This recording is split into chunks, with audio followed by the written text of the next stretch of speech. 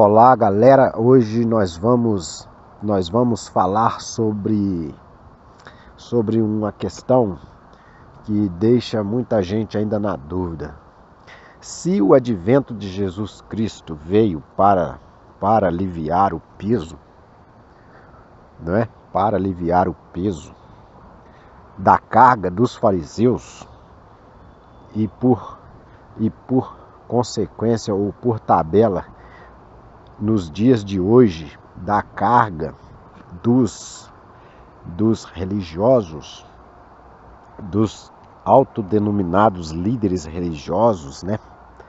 Bispos, pastores, obreiros e assim sucessivamente.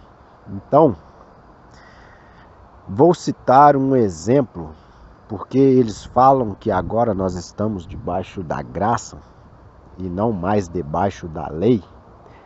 Portanto, debaixo da graça é mais fácil porque não estamos mais debaixo do jugo da lei,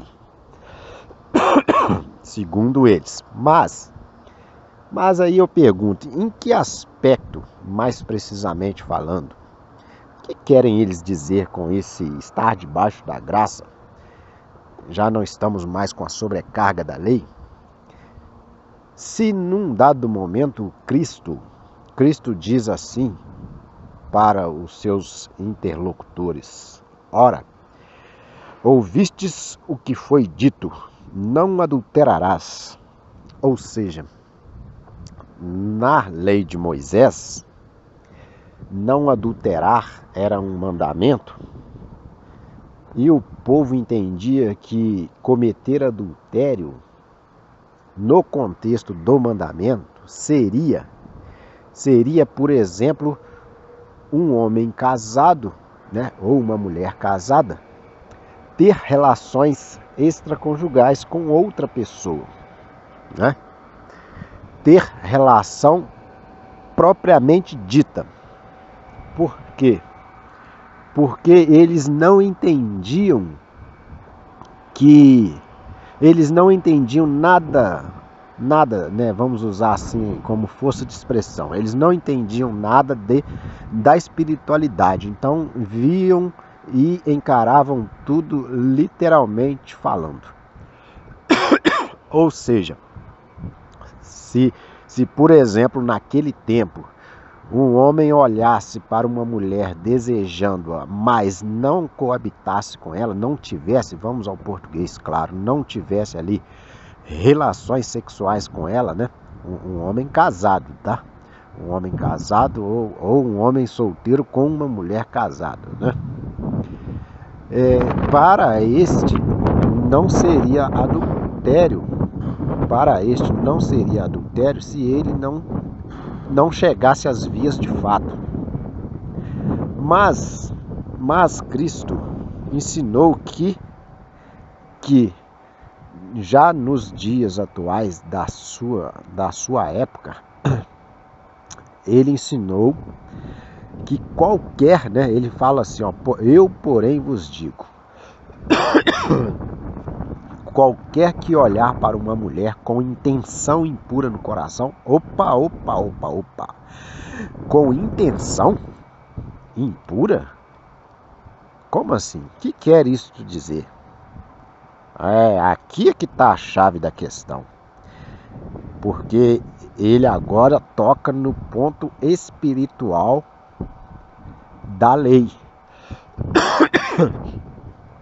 E toca também num ponto que talvez naquela época não era conhecido, mas hoje já é conhecido de muitas pessoas, de que há poder, né? Há poder em nossa mente, há poder nos nossos pensamentos, eles têm força para nos levar às atitudes, ou seja, Cristo disse, né, ali em outras palavras, mas ele disse que o pecado do adultério ele tem início na nossa mente. E então ele quis dizer que, olha, se você na sua mente está imaginando, né? Vamos falar bem, obviamente, claro, porque pode ter crianças ouvindo, mas de maneira assim despistada, mas ele quis ir direto ao ponto, ou seja, se você está olhando para uma mulher e imaginando aquelas coisas aí que a galera aí adulta sabe o que é, né? Está imaginando, é dito por Cristo lá na Escritura que já adulterou. Aí você pode perguntar, você pode perguntar, não adulterou nada porque ainda não executou a tarefa de ir lá e ter a relação? Como é que já adulterou? Porque na lei de Moisés, só é considerado adultério se tivesse a relação física. Mas já na lei de Cristo é considerado já uma relação que se iniciou no pensamento,